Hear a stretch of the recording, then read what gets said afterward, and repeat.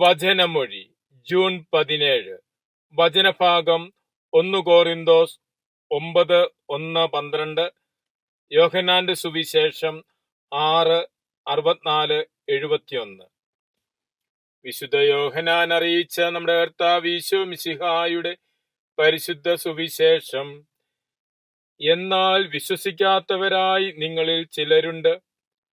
അവർ ആരെന്നും തന്നെ ഒറ്റിക്കൊടുക്കാനിരിക്കുന്നവൻ ആരെന്നും ആദ്യം മുതൽ ഈശോ അറിഞ്ഞിരുന്നു. അവൻ പറഞ്ഞു, ഇതുകൊണ്ടാണ് പിതാവിൽ നിന്ന് നൽകപ്പെടുന്നവനല്ലാതെ എന്റെ അടുക്കൽ വരുവാൻ ആർക്കും സാധിക്കുകയില്ല എന്ന് ഞാൻ നിങ്ങളോട് പറഞ്ഞത്. ഇതിനുശേഷം അവന്റെ ശിഷ്യന്മാരിൽ ഏറെ പേർ അവനെ വിട്ടുപോയി. അവർ പിന്നീട് ഒരിക്കലും അവന്റെ കൂടെ നടന്നില്ല. അപ്പോൾ ഈശോ 12 പേരോടുമായി ചോദിച്ചു, നിങ്ങളും വിട്ടുപോകാൻ ആഗ്രഹിക്കുന്നില്ലേ? ശിമയോൻ പത്രോസ് മറുപടി പറഞ്ഞു, കർത്താവേ, ഞങ്ങൾ ആരുടെ അടുത്തേക്ക് പോകും? നിത്യജീവന്റെ വചസ്സുകൾ നിന്റെ പക്കലുണ്ട്. നീയാണ് ദൈവത്തിന്റെ പരിശുദ്ധൻ എന്ന് ഞങ്ങൾ വിശ്വസിക്കുകയും അറിയുകയും ചെയ്തിരിക്കുന്നു.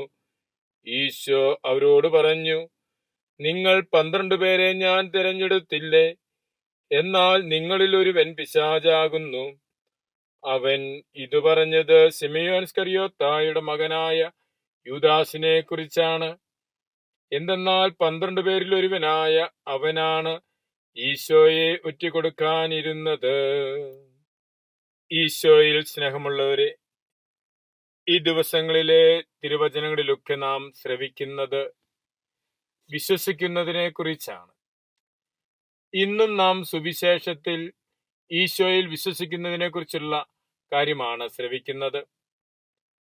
യോഹന്നാന്റെ സുവിശേഷം 6-ാം അധ്യായത്തിൽ ഈശോ അപ്പം വർദ്ധിപ്പിച്ച് നൽകിയതിനു ശേഷം അവിടുന്ന് നൽകുന്ന വലിയ പ്രഭാഷണമാണ്. അതിന്റെ അവസാനം ശിഷ്യന്മാരിൽ പലരും ഈശോയെ വിട്ടുപോയി എന്നാ പറയുന്നത്. കാരണം അവർക്ക് ഗ്രഹിക്കാൻ പറ്റുന്നില്ലെന്നാ പറഞ്ഞത്. ഈശോ പറഞ്ഞത് സ്വർഗത്തിൽ നിന്നിറങ്ങിയ ജീവനുള്ള അപ്പമാകുന്നു. എന്റെ ശരീരം ഭക്ഷിക്കണം, എന്റെ രക്തം പാനം ചെയ്യണം. പ്രകാരം ശരീരം ഭക്ഷിക്കുക, രക്തം പാനം ചെയ്യുക എന്നൊക്കെ പറഞ്ഞപ്പോൾ ശിഷ്യന്മാർക്ക് കാര്യങ്ങൾ ഗ്രഹിക്കാൻ പറ്റിയില്ല. അവര് ഈശോയിൽ നിന്നും അകന്നു പോവുകയാണ്.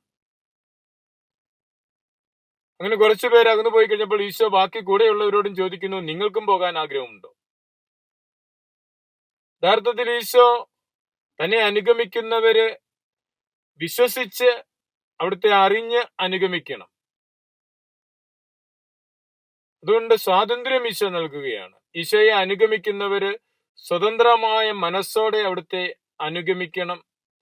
ഈശോ ശിഷ്യന്മാരോട് പറയുന്നുണ്ട്, നിങ്ങൾക്കും പോകണമെങ്കിൽ പോകാം. എന്നാൽ പത്രോസ് പറയുന്നു, നിത്യജീവന്റെ വചസ്സുകൾ അങ്ങയുടെ പക്കലുണ്ടല്ലോ, ഞങ്ങൾ ആരുടെ പക്കൽ പോകും? നിത്യജീവന്റെ വചസ്സുകൾ കർത്താവിന്റെ പക്കലുണ്ട്. മനുഷ്യൻ സ്വാതന്ത്ര്യത്തോടെ ദൈവത്തെ സ്വീകരിക്കുക, ദൈവോന്മുഖനായി വളരുക.